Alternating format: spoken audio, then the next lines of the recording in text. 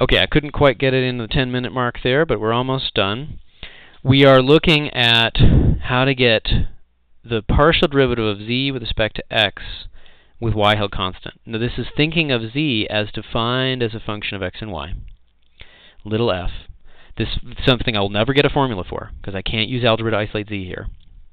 But I will be able to get a meaningful formula for the derivative, how much the height z varies, if it's forced to stay on the level set of this function, big F equals 0, in other words, where this equation is true, and I vary x and I don't vary y.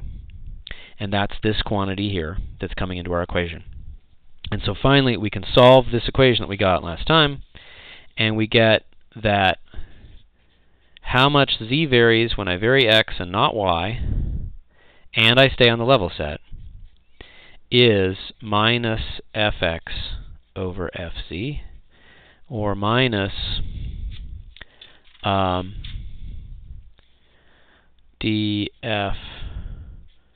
dx over df dz. It's a similar formula if this was a y and if you switch the x and y, and you can see in the book. And what's not at all clear when you just write this down here, I think, is it's not emphasizing enough what the difference between this is. This is like exactly what's going on over here when you take these derivatives. These are derivatives of the function big F as a function of three variables all on their own terms, as if you can just walk off that level set. And it's really interesting to describe how things vary when you purposely stay on the level set.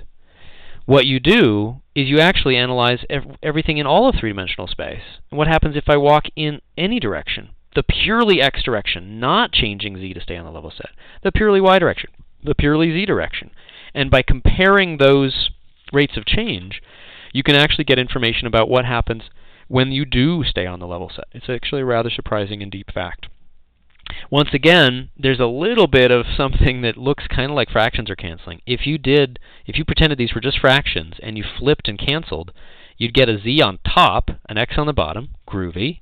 The f's would cancel, it seems, and yet the minus sign would be totally inexplicable. Okay, so this is one of those limits of this notation. It kind of suggests the right thing, but it does not give you the right answer if you just pretend they're fractions. It would never explain why that minus sign is there. So let's do our example. Now, after going off into the abstract, here our example was f of x, y, z is yz minus ln x plus z.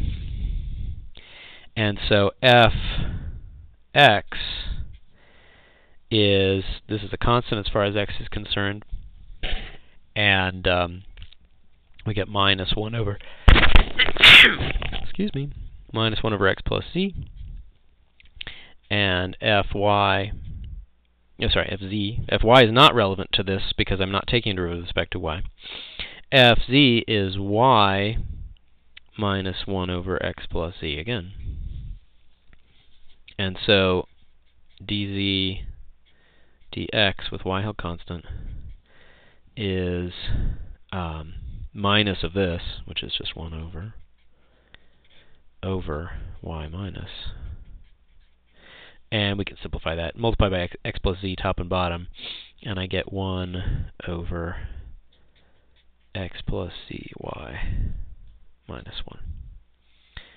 Not a ridiculously complicated formula. And if you give me a particular point x, y, and z, it's very easy to plug those in and get this slope of this surface, where it would have been hopeless to try to do that directly by solving for z here and then just taking the ordinary partial derivative. Okay, that's a good place to stop.